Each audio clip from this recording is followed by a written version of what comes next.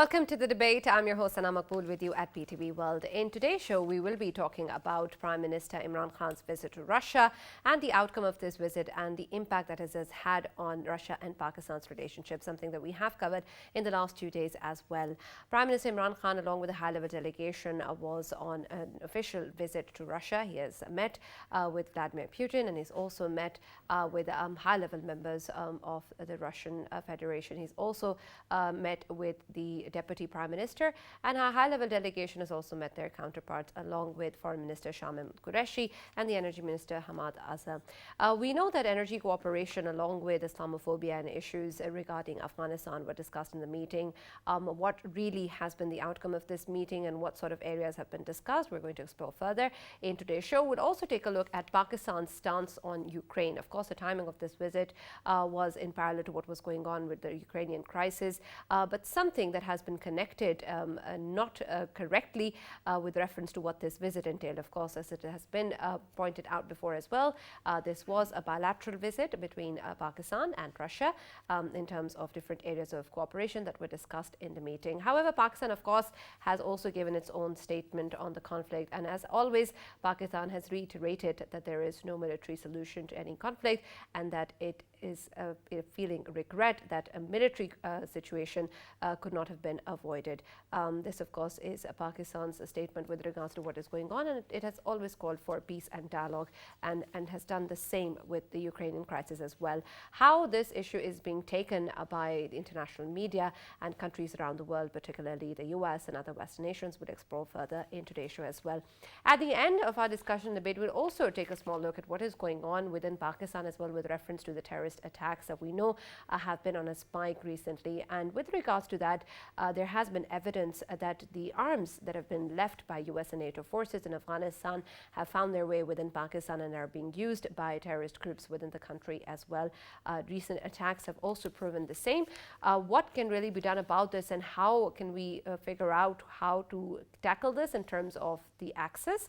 And then, of course, to see whether the Taliban regime can play a role in this as well, in terms of their territory not being used for this matter, and that cross-border channeling of these arms is also curtailed and stopped. This is something that we'll take a look at the end as well. For our first segment, with reference to the Ukraine crisis and Pakistan's visit to Russia and its statements with regards to the conflict, we have with us Michael Kugelman, who's the Deputy Director and a Senior Associate for South Asia. Thank you very much, Michael, for joining us. And we've also been joined by Alexander Bovdanov, who's a political analyst. He's joined us from Russia. Thank you, Bovdanov, for joining us in the debate. With reference to, of course, Prime Minister Imran Khan's visit and the impact that the current evolving scenario in Russia is going on, is something that we're going to be exploring further. We have with us in the studios Farrukh, Pitafi and Raja Faisal as well, as usual. Michael, I'll start with you. Something that you've written about as well with regards to how the Ukrainian crisis is going to impact South Asia in particular. You've talked about countries such as India, Pakistan and Afghanistan, and spoken about how it's going to really impact and what challenges lay ahead. Could you also give us a brief of what you've spoken about in terms of all three of these countries, and then we'll take a closer look at Pakistan. Yeah, well, thanks as always for having me. Yeah, I think that South Asia, like so many regions, will be impacted in big ways. I think that India will be the most impacted by this conflict, just because India is in a very difficult diplomatic bind right now, where it has this rapidly growing relationship with the U.S., but it continues to have a close relationship with Russia, and so it's in a difficult spot of trying to figure out how to position itself amid what is a very troubling Russian aggression in Ukraine. So and there's a lot of pressure on India, and there will continue to be. And I think it could impact U.S.-India relations in the sense that the U.S. will probably pressure India even more than it already has to reduce its arms imports from Russia. Pakistan, I think, is a bit different in the sense that its relationship with Russia is growing, and rapidly so, but doesn't have that deep level of partnership that the India-Russia relationship has. And I think for Pakistan, the idea is to balance its growing relationship with Russia and, of course, its longstanding relationship with China, while also balancing its continued important relations with the West, particularly in terms of trade relations with the European countries. In terms of Afghanistan, very briefly, I think it's quite clear the big concern is that the world's attention will be distracted by the Ukraine conflict, and it will not be able to allocate the the requisite amount of policy space and bandwidth to addressing the terrible humanitarian crisis in Afghanistan. And finally, if you look at some of the smaller states of South Asia, looking at Bangladesh and Nepal, Sri Lanka, these are countries that have had some limited trade relations with Russia. I think Russia will want to look at South Asia as a new attractive market, given that it could face sanctions and may not have the ability to engage as much commercially with countries in Europe and the West. But I think that these South Asian states will also want to be cautious. They won't want to run afoul of sanctions regimes on Russia. So everyone, in a sense, is going to have some very difficult diplomatic and economic choices to make, especially if this conflict continues to play out more. Right. Alexander, with reference to, of course, the Prime Minister Imran Khan's visit to Russia and the statement that has come forward from Russia and Pakistan side as well, with specific emphasis that this, of course, was a bilateral visit and a working visit, as the Russian statement has spoken about. Do you think that this aspect is absolutely clear to the international media and to other countries around the world, especially the US as well, what this visit entailed? Is it clear to the people that we see as part of this visit as well, the Russian Federation as well, and of course the way that the entire crisis is looked at, since of course we know that Prime Minister Imran Khan has stated that there is no military solution to the conflict and that he regrets that the military aspect could not have been averted. Thank you very much for inviting to this discussion. Of course, the visit was prepared long ago, and it just occurred that it coincides with the events, special military operation in the Ukraine. But of course, Pakistani Prime Minister theoretically could, for example, turn his plane back. But he was in Moscow, and there were very productive negotiations. And I think that this very balanced position expressed by Pakistan is will be received by Russia very well. It should be understood that in Ukraine today is decided not only the fate of this country, but the fate of the world order and the fate of multipolar world order or unipolar. So right, absolutely. Faisal, we'll just come back to Michael as well. I also want to take a look at the overall visit and its outcomes. Farrukh, with reference to, of course, so much that we have discussed before in terms of the various areas that are going to be part of the discussion in the Prime Minister's visit to Russia, it's important now to also take a look back at what this entire visit actually entails and what it meant for Pakistan in general. There is so much that was important to us in terms of energy cooperation, in terms of Islamophobia, and of course the situation in Afghanistan, which are areas that did come into discussion between the two countries. If we look back, what has been the most important thing for us in this visit? What has this visit meant for Pakistan? Right, Sana, this is a very good question, and I was hoping that you had such a star-studded panel. You are going to go to one of the stars or heavy hitters. You actually ended up with me. So are you. You're one of them. No, not quite. But still, let me tell you, first of all, the most important thing, because that country actually brought the two together, and that is Afghanistan. The situation in Afghanistan has been disturbing for quite some time, and we know that because of the terror threat, and both countries are actually in SCO as well, Shanghai Cooperation Organization, it was important to remember that Afghanistan's stabilization was very important. I think that was #1 agenda between the two countries. There are commonalities. If you allow me, I can talk about those. One, counterterrorism. Two, the economic uplift and stabilization of Afghanistan, because otherwise it can create a sink in the region, right? It can create a problem. The third one is humanitarian crisis, because if it goes south, it can create some kind of refugee situation. The fourth one is, of course, connectivity within Central Asia, Eurasia, and that was also very important. And finally, when you talk about technological cooperation, on which we have signed a document as well, I think that was also very important. So these are 5 important points regarding Afghanistan that might have brought the two countries together. Having said that, of course, there is a great potential of economic cooperation and particularly energy cooperation. I don't know how it is going to actually pan out right. at this moment because of these sanctions and all, but I think in coming days we'll navigate through it. All right, Faisal, Yeah. you had a question from Michael, and come back to you as well, because I have one for you as well. Exactly. Michael, I had a question for you. You know, if we go through what you've earlier said, you have rightly pointed out that Indian procurement from Russia, it would be affected because America obviously would be having concerns over it. So in that case, if Indian procurements are halted from Russia, could we see America becoming the bigger market, the immediate market for Indian needs in the region? Yeah, I think it's a good question. I mean, India has the advantage of having a diversified source of arms suppliers, right? I mean, it gets arms from Russia and has for quite some time. It also has increasingly been getting arms from the U.S. It also has looked to France and Israel, among other countries, where it's gotten arms from. So, yeah, I mean, I think if it were to significantly reduce, if not halt, its arms from Russia, and that's a big if, quite frankly. But if it did that, it would continue to have other options beyond the U.S., though certainly that would be a major advantage for the U.S. That's what the U.S. is looking for. But I think it's important to keep in mind that India does have that advantage of having multiple key arms suppliers. It's not just dependent only on Russia and the U.S. It's dependent on a number of countries. But make no mistake, I think India really is going to be under a lot of pressure. I think that the U.S. could use the S-400 deal. Of course, India acquired the S-400 system from Russia.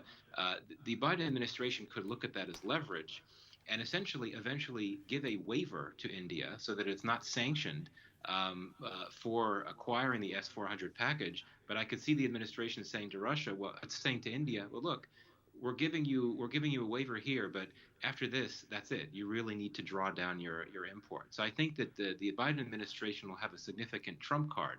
And India is going to be reluctant, I think, to draw down its imports so much. But yeah, short answer to your question is if India were to make that move and drastically reduce its arms imports from Russia, then yeah, that would provide obviously commercial opportunities for the U.S., but it would also be a big boost for the U.S.-India relationship more broadly. Right, and of course, Faisal, we understand the kind of situation India is in, and it's a precarious one for that. But we have our own balancing act to play as well when it comes to relations with Russia and how we're going to take them forward. Of course, the factor in India and Russia's relationship, and then of course our association with China as well, and whether or not our tilting towards Russia and China is really significantly going to impact U.S. and other Western allies who are going to react differently to how this actually proceeds. And for us to be able to navigate through all of these relationships and keep that balance, that will also be quite challenging. How do you propose we do that? Sana, it's a very good situation that you've highlighted, and I think Pakistan has a clear statement on this, that Pakistan wants to deal with every country equally. It doesn't want to take any sides. It just wants to apply the multilateralism throughout the world. But to me, I think why now we had to see Pakistan obviously extending its hands towards China, towards Russia and elsewhere, because I don't know why, but it's a realization which had been made with time that America always sees Pakistan not for the bilateral relations, it's about the region, whatever goes on in the region. And if America needs Pakistan, America comes to Pakistan and sits with Pakistan. And as soon as, I mean, if we take the example of Cold War, as soon as the war was over in Afghanistan, that's it. We never saw America again, and later on, obviously, we saw sanctions being imposed on Pakistan. Why I say it's not me who says this. Hillary Clinton herself said it, that as soon as we were over from there, we left the region, we left Pakistan, we left Afghanistan to whatever they had. I mean, stingers they had, and of course, Mujahideen they had, and all of the troubles. And we did not help them out to clear that mess. And same happened in war on terror as well. Certainly, I mean, we saw that Americans, they just left the region. And right now, while Pakistan is asking them to come back to, deal with the humanitarian crisis that has erupted in Afghanistan. Mind you, if Afghanistan is not, catered right now to counter the humanitarian crisis they have right now, of course, people are vulnerable. Of course, they will get on the hands of terrorists, and they will be bought again, and they will start doing the same thing again. All right.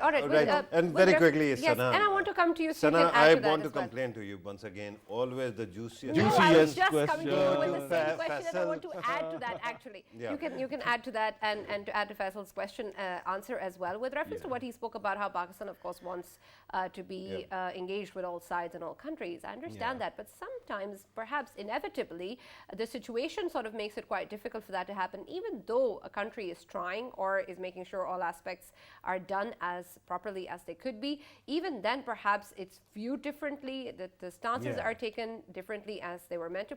For example, this visit for Prime Minister Imran Khan to Russia is not taken as we are taking it around the world. It's not being looked at the same way, where it's, even if the statements are out there, even though we've reiterated the points, yet the aspect of being tilted towards a camp or taking sides, for that matter, as Faisal said, seems something that will be hard to escape from.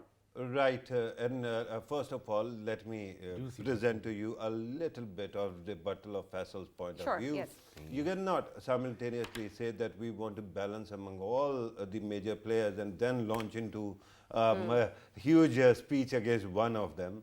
You have to actually literally balance that, right? I think that we can do it, especially because earlier you were talking about media, right, Sana? You were saying that international media is not perceiving it the way we are perceiving it. With due respect, the international media doesn't have that kind of time right now to pay attention to this visit, frankly. Okay, They have been what about- focusing, hang on. What about governments or No, countries? hang on. They have been focusing only on Ukraine, right? Regarding the State Department, their statement was very clear, and one day before the visit, our ambassador to Ukraine very clearly stated that Pakistan is against changing of geography of boundaries through use of force, right? Yeah. And supported sovereignty of countries as well, so it is clear. Okay. Now, who has the problem? It is Indian media, or as I call it, fake media. And they don't even know how to present it.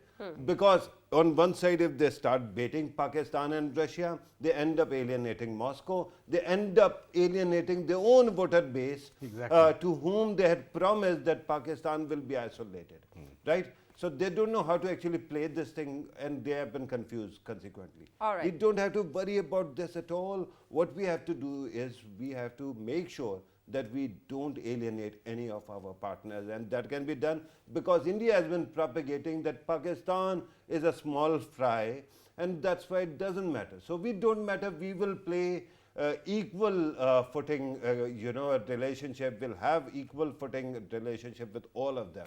All right. Alexander, with reference to, of course, what is going on in the world, we know that Russia has been impacted with an increased sanctions as well. That, of course, is going to be able to impact not only its own economy, but perhaps its trade relations with different countries. In the future, how do you think that's going to affect the way that Russia deals with countries like Pakistan in terms of businesses or in terms of our trade relations going forward? I think I should highlight, first of all, that not only Pakistan, but many Asian countries have taken a more reasonable position than European one. Even the allies of the United States, as South Korea or Japan, of course, they say it about sanctions, but they are more formal than the European.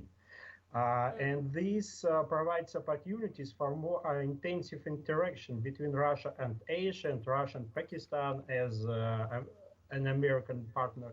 The American guest said, after all, it is dangerous and some way impossible to invest in Europe for Russian business, and join Russian European projects will be under sanctions. So Russian business needs to seek new gates to Asia and to Pakistan too. This creates opportunities, and opportunities first of all for big and sovereign countries that can interact with Russia not interact with Russia without fear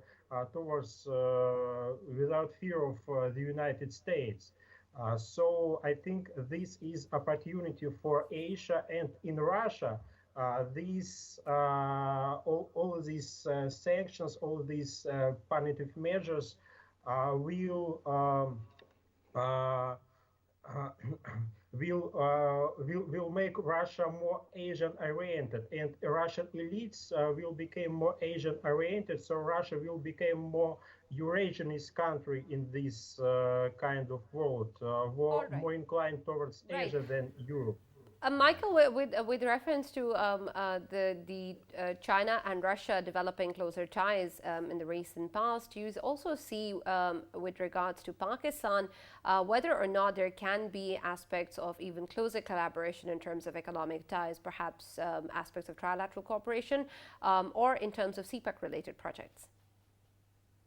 Well, I mean, we've already seen for quite some time a growing partnership between these three countries, Pakistan, Russia, and China. And I think Afghanistan is a key issue here. I think that Afghanistan is an area where these three countries have really come together, realized that they have a lot of shared interests, particularly over the last few years. And one of the most robust regional diplomacy mechanisms vis-a-vis Afghanistan is the Troika, right? And of course, interestingly enough, it's the Troika Plus when the U.S. has joined. So these are three countries that have a lot of shared interests in Afghanistan. They both want more stability. They really want to, they all want less terrorism, and that clearly can be grounds for continued cooperation. And I think the connectivity issue is critical here as well. I think that all three countries want Afghanistan to be stable enough so that it could be a base for new types of connectivity projects that better link Pakistan, Afghanistan, and Central Asia, and China for that matter. So I think that's going to be a big goal right there. I would not overstate how far the Russia-Pakistan relationship has come. It has come far, but clearly China is Pakistan's bigger ally. But I think if Pakistan can leverage its alliance with China and its growing relationship with Russia, you could have the beginnings of something very good and promising there in due course. But certainly the India factor will loom large. Russia will not want to lose its relationship with India. India doesn't want to lose its relationship with Russia. So that could impose some constraints. But yes, I clearly do see commercial cooperation being a key area to explore for better cooperation, not just between Russia and Pakistan, particularly in terms of energy cooperation, but the three countries on the whole, particularly if you look at this from a broader South and Central Asia connectivity frame. Right, Michael, with reference to Afghanistan and the issue of terrorism, what more can we see coming out from cooperation between these two countries than just perhaps putting pressure on the Taliban regime or being on the same page with regards to what needs to be done or advocating the humanitarian crisis in Afghanistan? Can there be more cooperation in terms of anti-terrorism activities and to actually be able to deal with the threat that is now emerging? Well, I mean, I think that it's true that only the Taliban itself will decide what it wants to do about these terrorist groups on its soil. And we've seen, of course, that it has been unwilling to go after some very prominent groups in Afghanistan, particularly the Tehrik-i-Taliban Pakistan, which is clearly a problem for Pakistan. But I think that Islamic State Khorasan, which is the second which is really, I think, the big, the most potent terror group in Afghanistan now is ISK. This is a group that all three countries, China, Pakistan, and Russia, they all see it as a concern. And I think that if the Taliban sees these three critical regional players, Pakistan, China, and Russia, speaking in one voice in telling the Taliban in using some pretty strong words that you really need to deal with this group more than you have to this point, that can be very helpful. But yeah, at the end of the day, it's what the Taliban decides to do. We've seen over the last few years, it's not going to let pressure from other countries get in the way of what it wants to do. And I think with ISK, it's a rival of the Taliban, so it's going after it. But in terms of going after it more, it's got a lot on its plate right now. Running a government, there's only so much it could Very do. quickly, Michael, since you talked about the importance of Afghanistan and the need to stabilize Afghanistan, one aspect that comes to mind is how diverse Afghanistan is. It has many cultures and ethnicities, particularly when you talk about Pashtuns, then Tajiks, Hazaras, and Uzbeks as well. Now the question is it not true then, if these countries are working together, then there will be more demand for an inclusive government, which includes all the ethnic groups, so that there is ethnic, cooperation between all the factions of the country. Well, yeah, certainly. Again, you want as many key regional players as possible delivering common messages, for sure, about what the expectations are of the Taliban. But honestly, I think for these three countries we're talking about, the biggest concern is not the inclusivity issue, but it's the security issue, the terrorism concern that we mentioned before. Now, if you draw in other key regional players like Iran and some of the Central Asian states, and certainly the Western countries, that's where there's a lot more concern about inclusivity. But I think that for the China, Russia, Pakistan, the big concern is security, and for good reason, right? Because these are countries that either border Afghanistan or are close to it, and worry about the impacts of cross-border terrorism. Yeah. Alexander, I wanted to ask you, if we look at Afghanistan right now, of course, you have your concerns as well. IMU is there. China has its concerns, Pakistan has its concerns, and we know the Taliban are already fighting against ISIS Khorasan, as Michael has mentioned it earlier as well.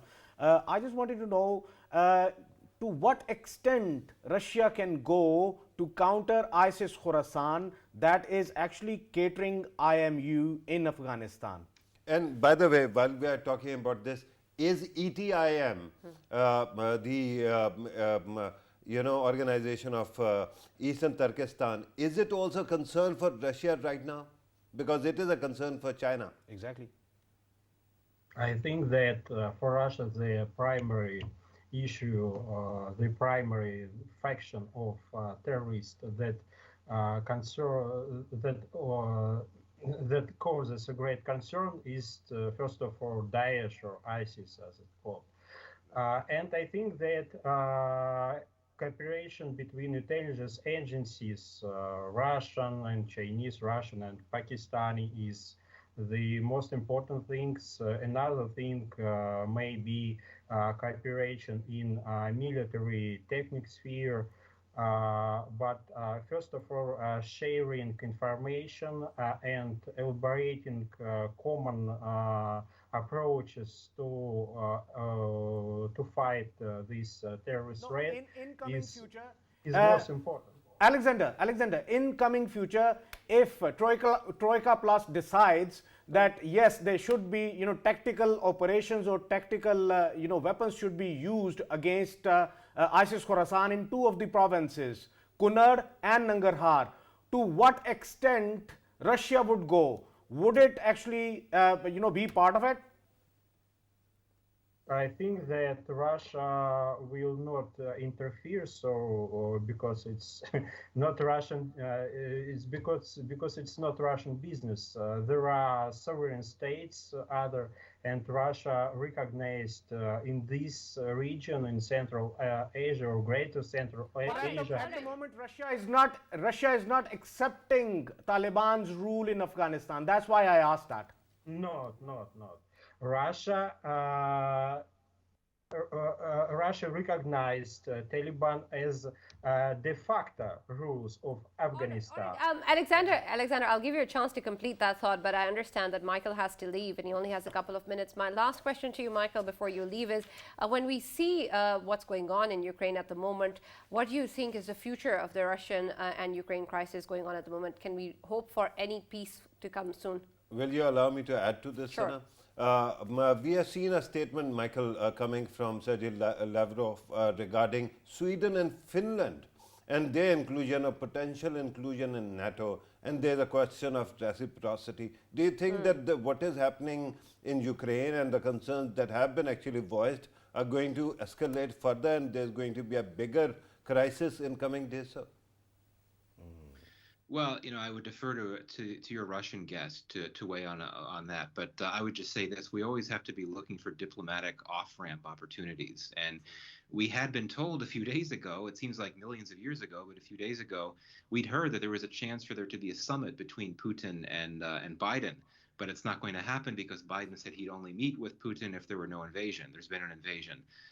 There have been a number of important phone calls. Putin has spoken with the Chinese president, with the Indian prime minister. Of course, he met with your prime minister the other day. There's been a lot of diplomacy. So clearly, the key players want to keep diplomatic options on the table. And I think that's all we can hope for, quite frankly. I certainly hope this does not become a bigger war. I don't think it will. But let's be very clear. I think that if the Russian military operations were to expand beyond Ukraine, that's when you need to worry about a NATO military response. And especially if there is Russian military force used in NATO countries in Eastern Europe, then there certainly would be the possibility of a NATO military response, and then you'd have a major regional, if not world war on your hands. I hope it doesn't come to that. I don't think it will.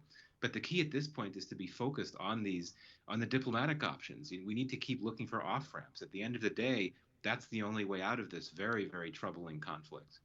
Absolutely. Thank you so much, Michael Kugelman, for joining us in the debate. It's a pleasure, as always. Alexander, you can complete your thought with regards to the Taliban regime, but then also perhaps answer the same question that we were asking Michael at the moment with regards to the future of the Ukrainian crisis. I think that it's a very broad question. I think that Ukrainian crisis will be decided mostly by force, unfortunately. It is a war nobody wanted, but it occurred, and I think it was inevitable in this year in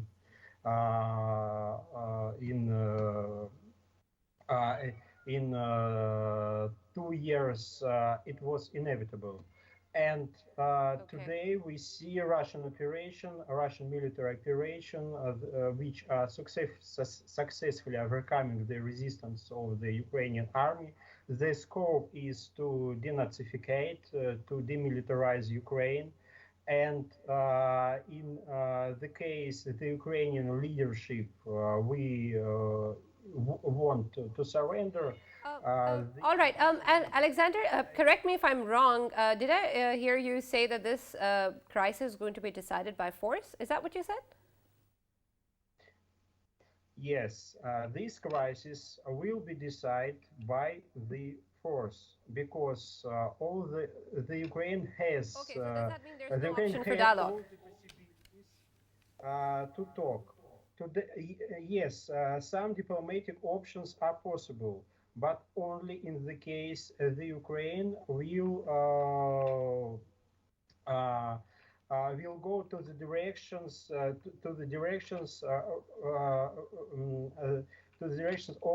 demilitarization, neutralization, and denazification, as was said by Russian leadership. I don't see another way to come out of the crisis. All right. So with reference to whatever dialogue that we were assuming is going to happen previously, and an option of this going forward being resolved on the table is no longer there. What I can say, I can say that the main problem is strategic problem.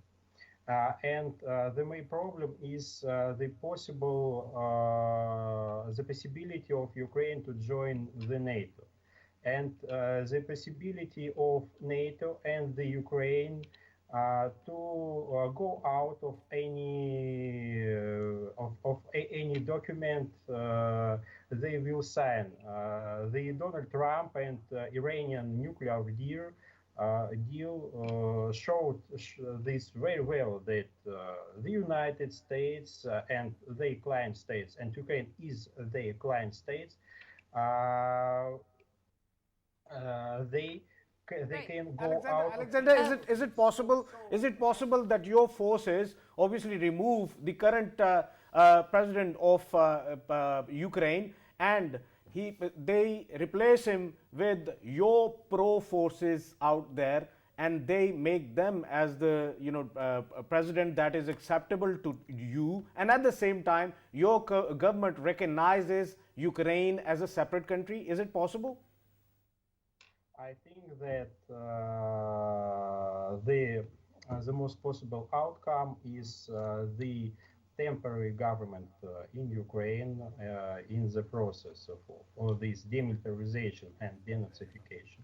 And after that, the Ukraine All and right. We'll talk more about this. Thank you so much, Alexander Buvnov, for joining us, political analyst from Russia, being part of the debate. Yes, Farrukh. Right. What's on your Earlier, mind? when he was answering, so very quietly, our friend Faisal said, "Fair enough." So I said, "No, No. This is I didn't called, mean it. Yeah, thank you very much for clarifying that. But the fact is that what it is regime change per force, Exactly. right? Yeah. Exactly. And we have been all talking against regime change throughout past 20 years. Absolutely. So once again, it is a test. Secondly, I think that it is basically the plan as the way Exactly. they have actually gone in. The first is to degrade Ukraine's military capacity to ensure that it never goes for any kind of cooperation with the NATO. Turning it into a police state. No, allow me to finish the thought, right? And the second is to decapitate the administration in Kyiv. But now, whether it is going to happen or not, I think that there are many steps in this escalation ladder, and it can go out of hand any time. Because on the other side also, you don't have one country, but multiplicity of countries which are all really eager to see how this goes. But the problem at this moment is, even if you do that, and if you bring about change that way, what happens then is that the US has been very effectively warning everybody that this is going to happen. Right. One, they have been warning that there is going to be some kind of false flag. Then we heard Donbass and whatever was happening there, or the accusation.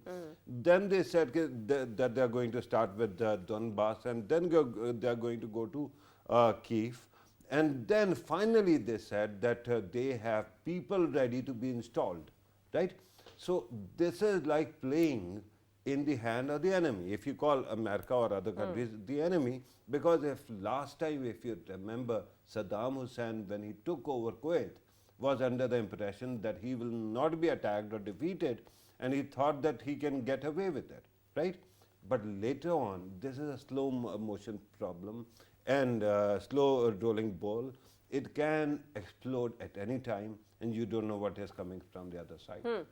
Yes, Faisal, you wanted to add something to that? Yeah, I just wanted to say, I think right now what Russia wants to do is, Russia wants to turn Ukraine into a police state rather than, it won't have any army or anything.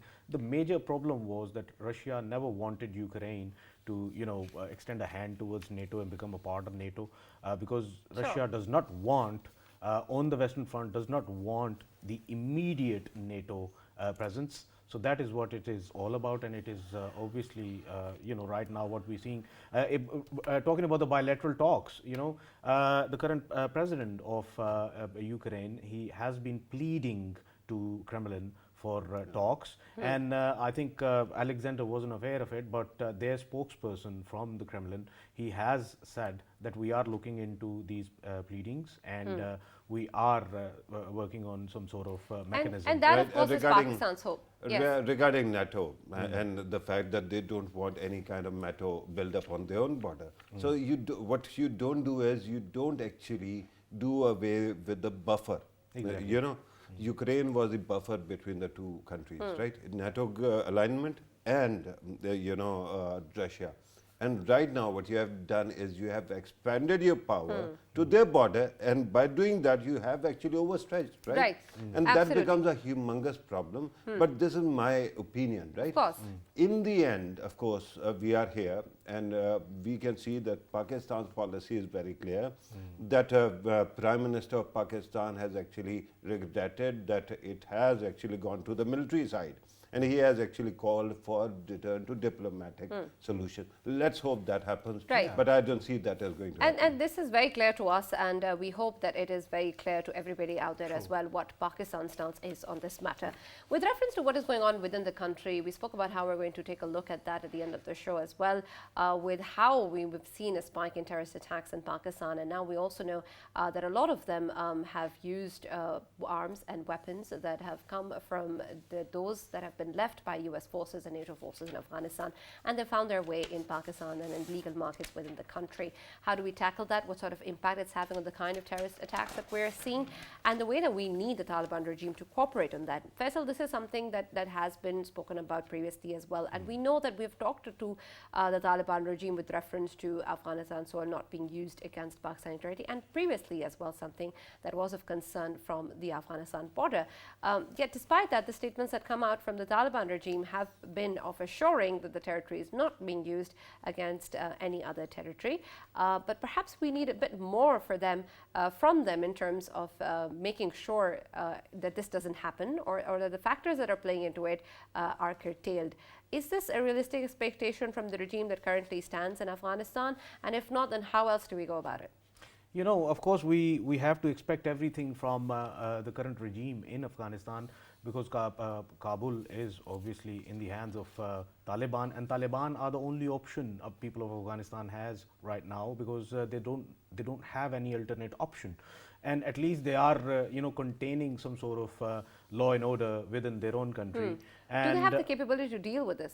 They have the capabilities to deal with the problems within Afghanistan, but when it comes to the influx of arms and the influx of terrorists we are getting in Pakistan, of course they don't have that right now. They are countering. But that's also a problem of Afghanistan. It is their problem, because this was the major ask by Pakistan from the Taliban. The Taliban has to do it. It's not only us who are asking for it. Of course, the other neighboring countries are demanding the same thing. The whole world is demanding from Taliban that their land must not be used against any of the other countries of the region. So it is being used, and to me, I think you might differ, Farrukh, from me, but I would say it that if we take the previous example, of course, at that time, Americans, they left the arms in the hands of militias, and of course we saw a huge problem in Afghanistan, next door neighbor, and a huge influx of refugees were coming to Pakistan as well, becoming a huge factor downing our economy at that time. Same is happening. Sorry, Farrukh, let me complete. Who did? Americans or the Yeah, Russians? Americans. No, they were not No, here. Americans. They were not physically here. Americans were the ones who actually gave the arms and gave the stingers and all of them. That's why I'm saying. And if we take the example of the current example, how hurriedly they got out of the region. It was so bad of them to do that. Why I say this? Because they left so much. They have dumped so much arms in Afghanistan that them arms are killing our kids, killing our youth in Pakistan right now. Sure, but do we have time for this accountability? You know Is why? this helping us or not?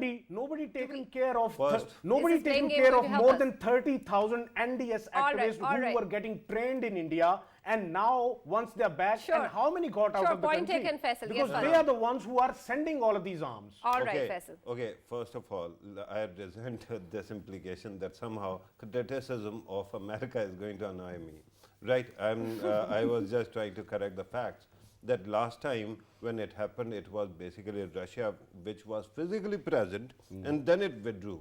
America might have armed people, but it all went through a pipeline, right? America didn't have a direct say, or it didn't have direct control on ground. But regardless, this time what you are saying is true.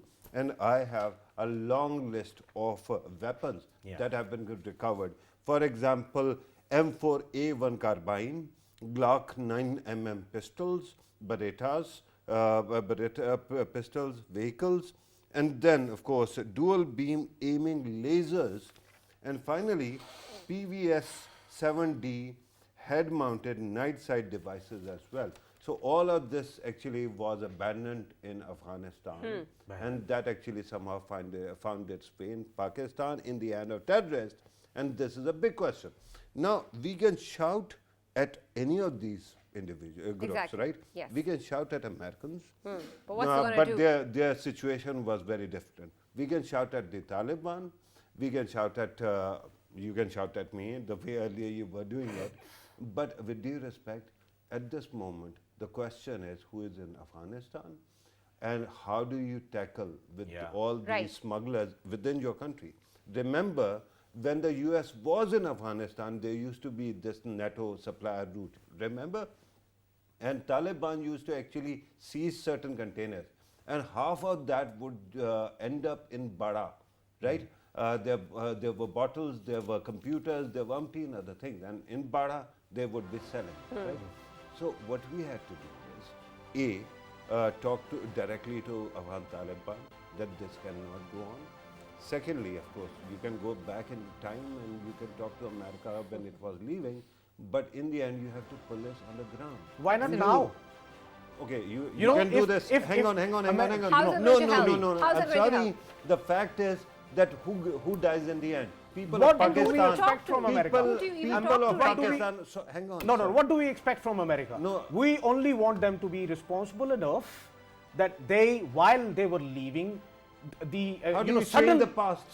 This is Suddenly just- they left. Rather than doing that, they shouldn't have. They should have. You know, the $9.5 billion, that's separate, $9.5 billion they are containing. That is creating humanitarian crisis in Afghanistan right now. But that's not part of the solution at the moment. Look, And due to that humanitarian Faisal, crisis, we are not talking to about the- human rights right now. You know, we are if we look talking at- about weapons if that we- are killing yes, Pakistanis. Yes, we are looking. In the end, if we look at Taliban, in the end, if you want to, if we looking at Taliban right now, Taliban are trying their best to obviously counter the humanitarian crisis they have. Once that's over, that's when they would be starting going towards, right, you know, ISIS, Khorasan and everywhere. Until then, we have to sleep and wait for We still have Pakistanis to to do keep on something. dying, because then and after we can't keep resolving, looking. hang on, Yes. Sana, allow me to just Sure, finish. go that. ahead. Until then, we do nothing and we keep on criticizing. No, we have to do something on ground. It is Pakistanis who are dying. So you have to take care of the weapons on ground as well. And Right? shouldn't we seek obviously Americans to come No, back, no, because being a responsible what country, we they should should do be is responsible enough. what- shouldn't And they? do what? No, Do no. what? What we should Do do. what? Help counter the humanitarian crisis How? that has happened just because of them. It has nothing to do with humanitarian crisis. It is This is- weapons being smuggled. Exactly, because right now Taliban are countering the humanitarian crisis. If humanitarian crisis wasn't there, of course they would have been countering this. I understand that, I'll Faisal, rest my case. but see, we can establish causalities over here, but what we need to do is also understand what's happening and perhaps take a route that is from the other end and tackle with what's going on right now and the people who are suffering. That, of course, is something that Pakistan really needs to take care of, regardless of who is to blame.